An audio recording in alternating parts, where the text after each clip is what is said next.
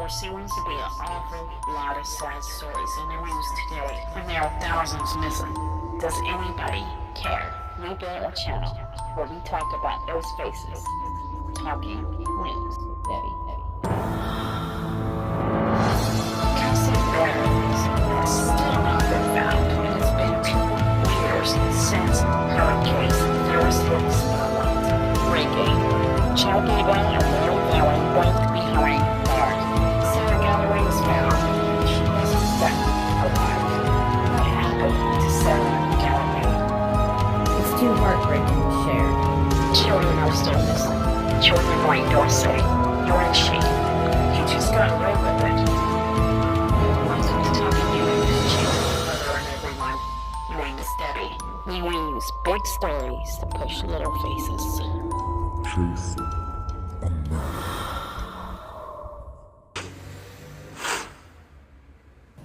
Hello everyone, welcome to Chasing a Murder Talking News. I want to say before we get started to hit the like button, hit the subscribe button, also hit the notification bell if you would like notifications whenever we have new uploads.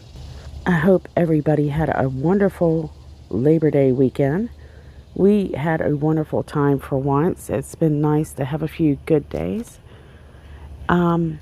And I know I'm a little bit late covering this story. I'm late on everything, but sometimes life just gets busy, and it's been quite busy lately. So I already kind of did this video before 48 hours come out on the Chad Daybell, Lori Vallow case. And right now I'm trying to make a mimic video, kind of, on the after 48 hours come out. So hopefully you enjoy this video. Now, Chad Daybell, who is the husband of Lori Vallow in this very controversial case, his children have been quite silent throughout this whole entire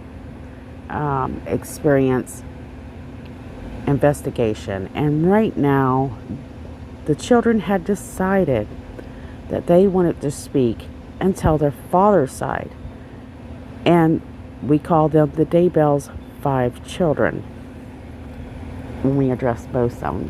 There's a lot of kids. He has a lot of children.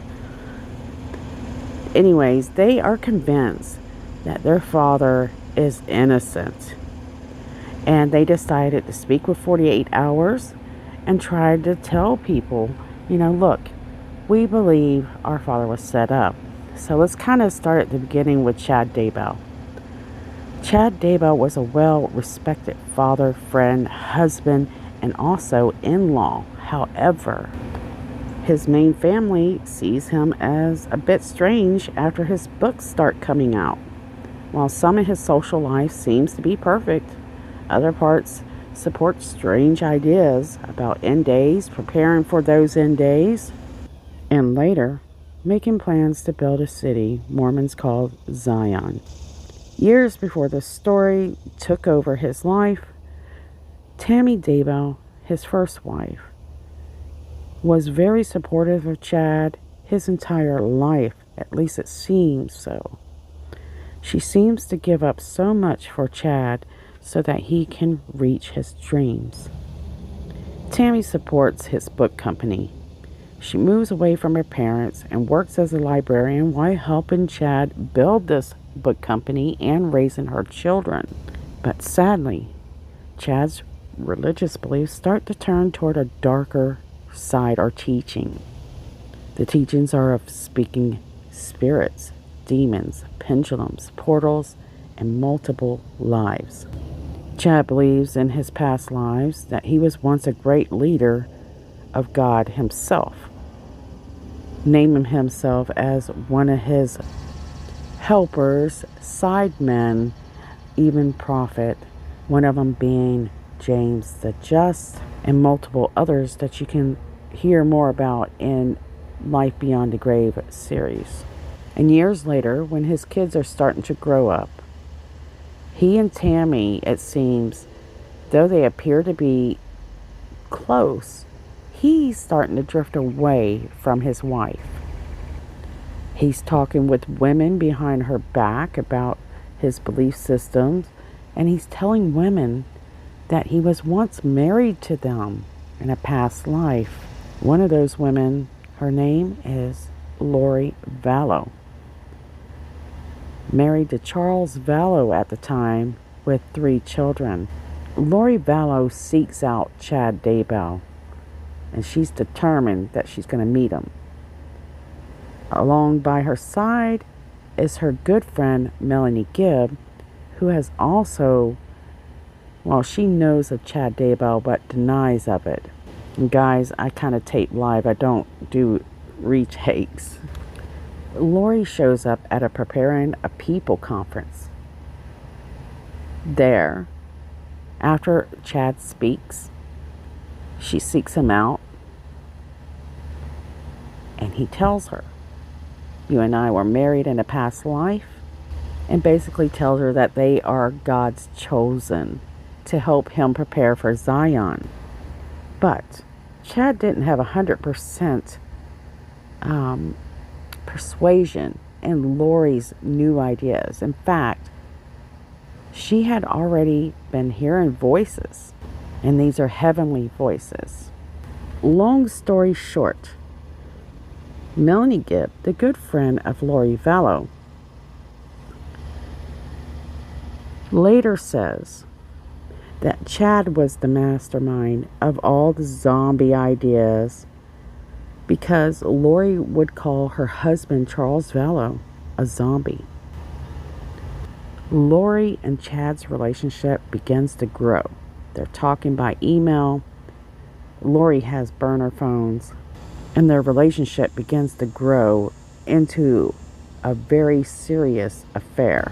But according to Melanie Gibb, she's sitting in the room when Chad Daybell rings Lori Vallow.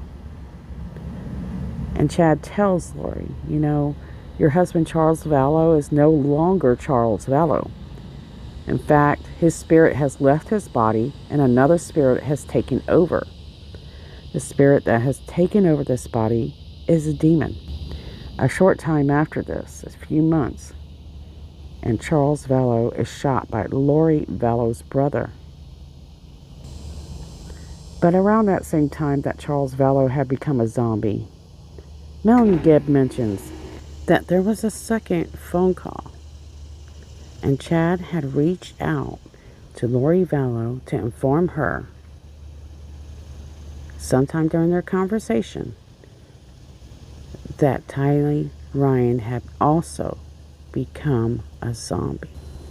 Tylee Ryan had actually become a zombie in her early teen years, according to Melanie Gibb.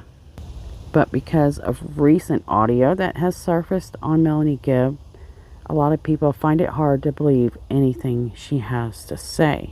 In fact, if you compare the audio to what she says later in interviews like with East Idaho News, it appears that she's trying to make Chad look like the aggressor in the story. So he's the reason for everything happening. However, if you compare that with the backstory of Lori Vallow and her history of attacks with husbands before Chad Daybell, that doesn't make sense. So the story takes a drastic turn, even worse than it had already. Lori Vallow and Chad Daybell, they're seeing each other behind the backs of their spouses. Her spouse is dead. Charles Vallow no longer in the picture. Now, guess who is a zombie? Who has turned dark? It would be Tammy Daybell. Lori makes a move from Arizona to Idaho, Rexburg, Idaho. And at this time, she has both Tylee and JJ with her. A lot of people suspect that Tylee and JJ had actually been witnesses to whatever happened in the house just a few weeks ago when Charles Vallow was shot. Tylee doesn't want to move, but she has to. And she's very close to JJ. She's more like a mother. And when they arrive in Rexburg, things are quite quiet. Even between Tylee Ryan and her brother Colby Ryan, he doesn't hear much from Tylee Ryan. And shortly after Lori arrives in Rexburg, her and Chad are having a few secret meetings. We have Melanie Gibb coming up to visit them on and off. You have several people involved with this group. And then one day, Lori Vallow, her brother Alex Cox, take her 2 children to Yellowstone. That was around September 8th of 2019. But police traced later on that it was September 9th that no one seen or heard from Tylee ever again. But at the time this is happening, no one is aware that Tylee is missing. A few weeks later, Melanie Gibb makes a visit to Lori Vallow's townhome in Rexburg. She's there for one of the Universal Model, I guess it was a conference. And also, they were going to make another podcast. According to Melanie, Chad Daybell's not around a whole lot during this time. He kind of comes in and out. However, Lori is there, and Melanie Gibb is speaking with Lori about JJ. And she has concerns. Lori tells Melanie Gibb that JJ is acting like a zombie. Tells her to look at how he acts and how he watches TV and the words that he's using. But Melanie says she really couldn't tell a difference, but we don't know what she really told Lori. She says that she and her boyfriend David Warwick are in Lori Vallow's townhome in the living room when Alex Cox walks in the door with JJ asleep, well, appears to be asleep on his shoulder. The next morning, Melanie Gibb, David Warwick prepared to leave and go back to where they're from. And they see Lori in the kitchen. They ask her, where's JJ? And according to Melanie Gibb and David Warwick, JJ left with Alex Cox because he was acting out again, so acting zombie-ish. He had knocked over the picture of Jesus. From that point on, no one had ever seen or heard from JJ Vallow again. Police ask questions once they catch on that the kids are missing. But who was alive during this? So Tammy Daybell is alive when the kids go missing. And here's the issue.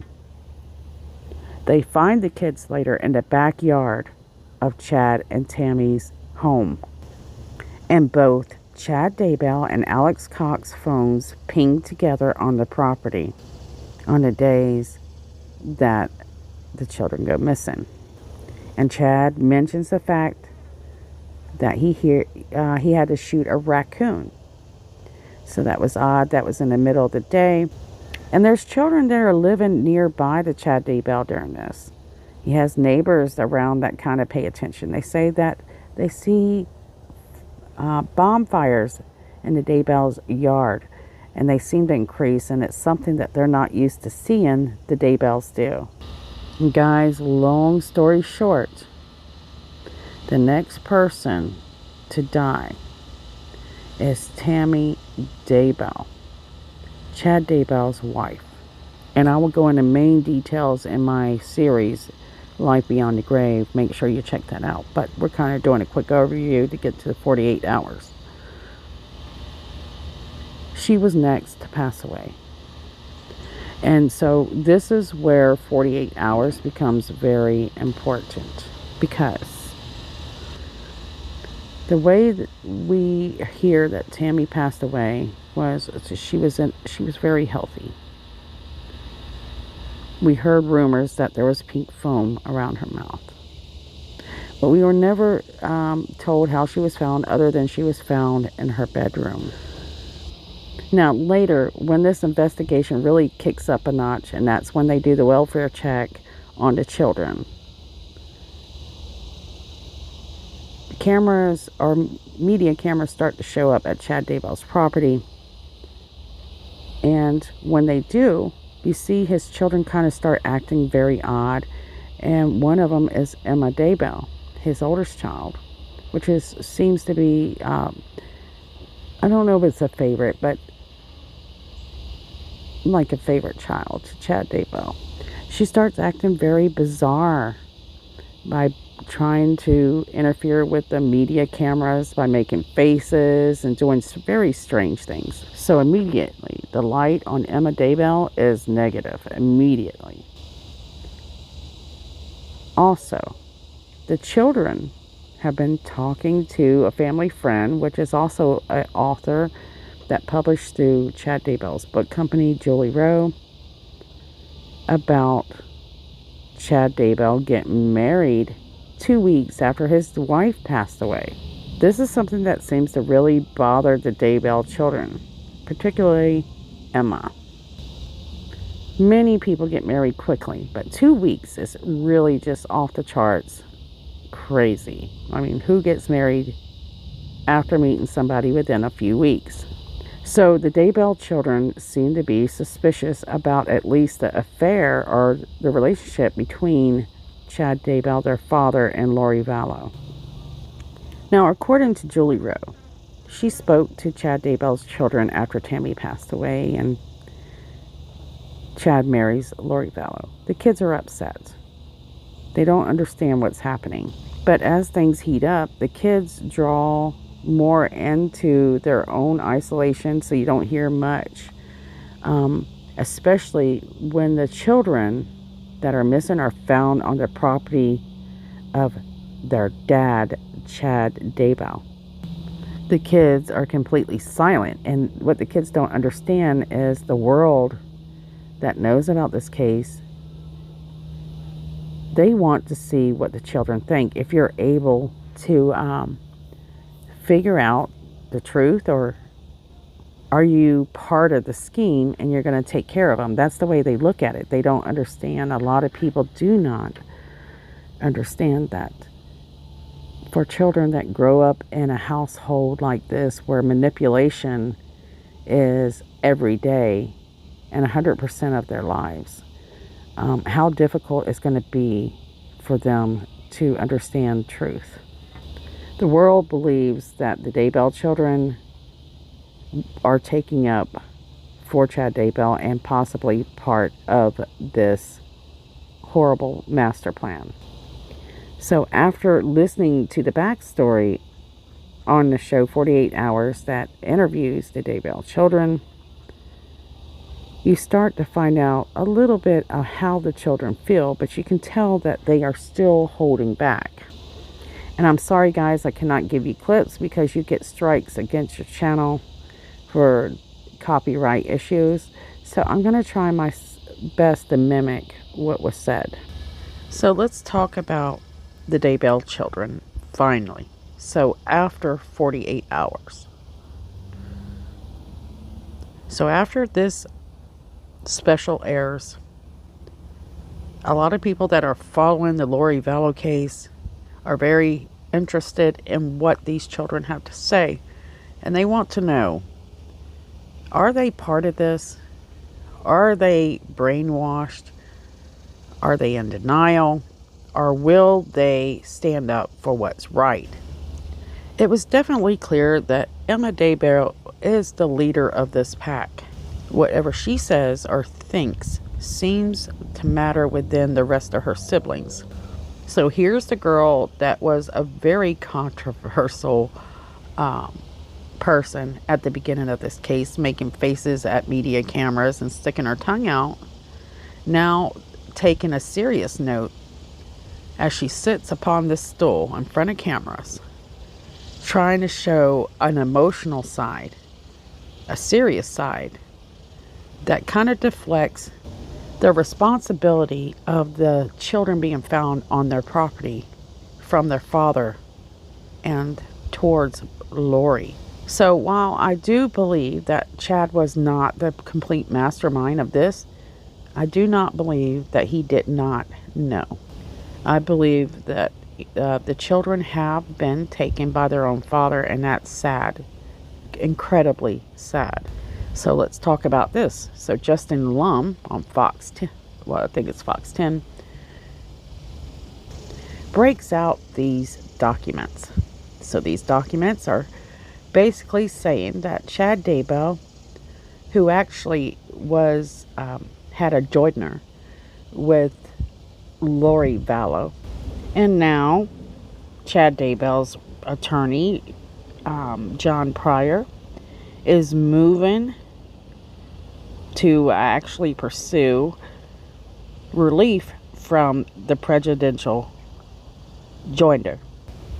They want severance of these cases between the defendants of Chad Guy Daybell and Lori Vallow.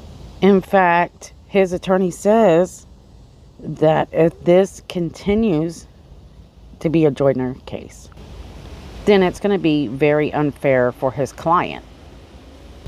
So it sounds like, well, a lot of people, let me tell you what a lot of people think. They think that Chad Daybell is about to push Lori under the bus. And this 48 hours episode where they interviewed the kids kind of suggests that they were kind of leading people a new direction in this case. And that direction is Chad Daybell had no clue that all these things were happening and that he was set up. Well, that one's going to be hard to prove, simply because it's on his property, and that the GPS information that the FBI and investigators have discovered, the fact that Alex Cox and Chad Daybell were often together, according to that information, especially during the days that they suspect that Tylee was placed on the property, as well as JJ Vallow. And if you consider what happened to Tylee Ryan, which is quite tragic, we know that she was, her remains were placed in an inferno, which means this would take hours at least. And then the cleanup would take a while. It wouldn't be pretty. And it would be nearly impossible for Chad to not know about that. I'm very interested in the maybe the evidence that John Pryor has that kind of push the direction that he's thinking of going. Of course, this is speculation at this time, but a lot of people, that's what they feel is happening. And so in time, we will find out and see how many of you are correct. So let's talk about Garth. We see Garth sitting with the rest of his siblings there, and he says, you know, this is something that he thinks about every single day. And when you look at his face compared to his sisters, he's struggling with something. And I want to think that reality is probably that struggle. It's hard to deny that the evidence is definitely pointing in a very sad, you know, reality for him, and that his father possibly could be something that they never could imagine. But they say they know their father better than anyone, and this is true. However, there's always skeletons in the closet. We never know even our best friend as much as you think you do. And Chad Daybell, there's no doubt, because he married Lori Vallow, was infatuated, in lust, and in love.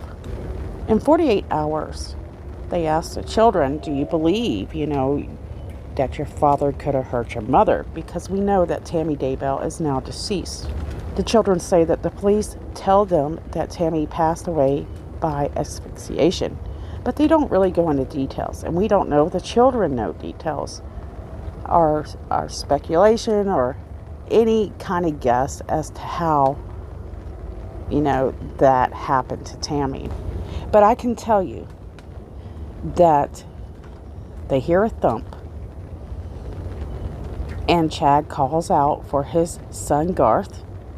Garth comes running in, and Chad's first, according to the children, what we know, response to Tammy not being okay.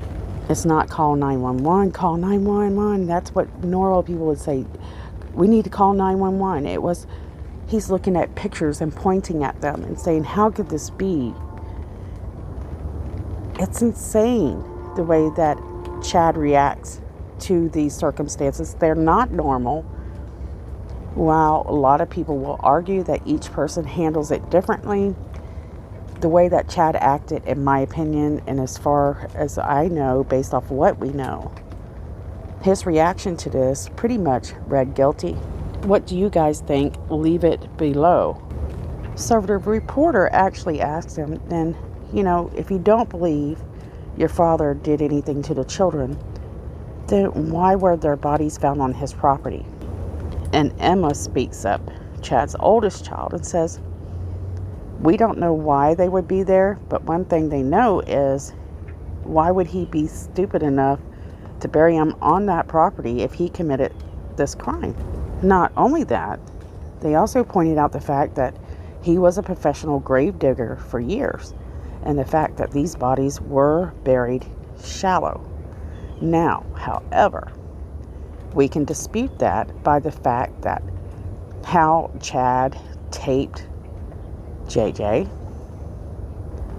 A lot of people believe there's a chance that he was done this way beforehand, but it also could have been a way, because it's mentioned, and one of the, I can't remember where I found it, he mentions how one time they had to tape somebody. Though it was shallow, JJ was placed in the ground meticulously,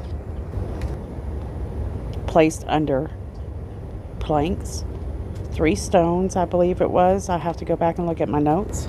And buried under a tree. Since he was buried under a tree, it must have been difficult because of the roots. So you couldn't go but so deep. So here's the thing. Someone placed that board, maybe even cut it to be precise.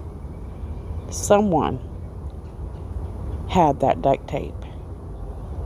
Someone put those stones there. Where do those stones come from? So once trial starts, we will see what all prosecutors have to present to point fingers towards Chad, towards Alex, and towards Lori. There's lots of stuff that we are not seeing. So another issue is the fact that Chad went way out of his way to text his wife Tammy about a raccoon that was out during the day and that he had to shoot it. Now, he said that he buried it in the pet cemetery. They didn't find it where JJ and Tylee were found. However, Emma says that there's another pet cemetery. So it'd be interesting to see if defense ever, goes there. But so far, nothing's been mentioned about that so far. So most likely, that it's just an odd text that goes against Chad Daybell. But something Garth Daybell says that makes you wonder if it's even true. They were having trouble with raccoons, and they had used traps, but the traps were too small. So it made sense to him that his dad would have to shoot it. But did it make sense that it was out during the day? So I really do see the kids wanting to help their father, but they're trying to be honest at the same time, and they're really fighting between the devil and the angel on their shoulders. The same thing their father dealt with. During the interview, you could see, some of the truth coming from these children. that, they want to know the truth, but they also don't want to accept it. They don't want any possibility where their father is guilty. And if you've already made up your mind, it's going to be difficult to ever learn the truth. So that's from my experience in life. And I can feel their pain because I put myself in those shoes. If, I could never see my father doing something like that. And of course, you would look for every excuse in a book. And as a child, the one thing a parent does is they would never, ever tell you their dark desires, their dark deeds. So this is something they keep to themselves and not share with their children. So it makes it difficult for children to see a darker side to your parent. And like I said before, he always tried to walk a great example in front of his children. His children meant so much to him. That's one thing I do understand about Chad Daybell. But I really always thought that his wife was mainly a tool to get whatever he wanted. That includes his family, his book company, and a partner that would love him no matter what. If you were to ask me if I believe that who was the main aggressor in this, the leader, would it be Chad Daybell? Probably not. I think it was Lori Vallow. She has a long history of aggression, accusations of mental problems, as well as doing some pretty dirty deeds. And Chad absolutely fell head over heels for her when he met her. And he just gave in to his darkest desires, which everybody realizes. And if you ask them, how do you think this got so bad? And it's the fact that these two getting together was the recipe of disaster. There is no doubt in anyone's mind that once these two met, something bad was bound to happen. Now, Emma walked with the 48 Hours reporter on the property. She showed them where they found Tylee and JJ. She says she never walks back there, but she also showed how easy it would be to get away with something like that, for the fact she looked around her and said, look, everything's so spread out. There's not a house nearby. And she believes that her dad was set up, that those bodies were put there by most likely Lori and Alex. But if she was set him up for something like that, then why would she marry him? Why would she continue a life with him?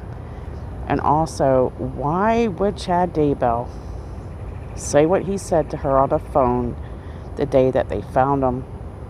And why would he run away once he saw where they were digging?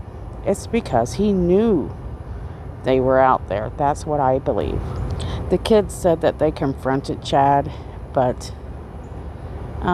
he told them that he was going to see his attorney and ask him what they had found. Playing dumb and manipulating people is what Chad does best. So in my opinion, I believe that Chad Daybell did take part in what happened to them children. He took part in what happened to both Charles and Tammy. And I believe that he done this because he lost his mind. And in my honest opinion and how I feel, they're lucky they got caught when they got caught. While a lot of people felt like the Daybell children were safe because of Chad, he wouldn't do something like that to his children. Well, they seem to be taking turns on everything else. Would the Daybell children have been next? And that's something that that might have could have happened. You just don't know. Because if you look at Lori's breadcrumbs, money seems to be the driver. So insurance policies, especially life insurance policy. Joe Ryan was forced to get one. She tried to take Charles Vallow's. Who else had an insurance policy? Tammy Daybell. So that's one of the main things that tells you right there.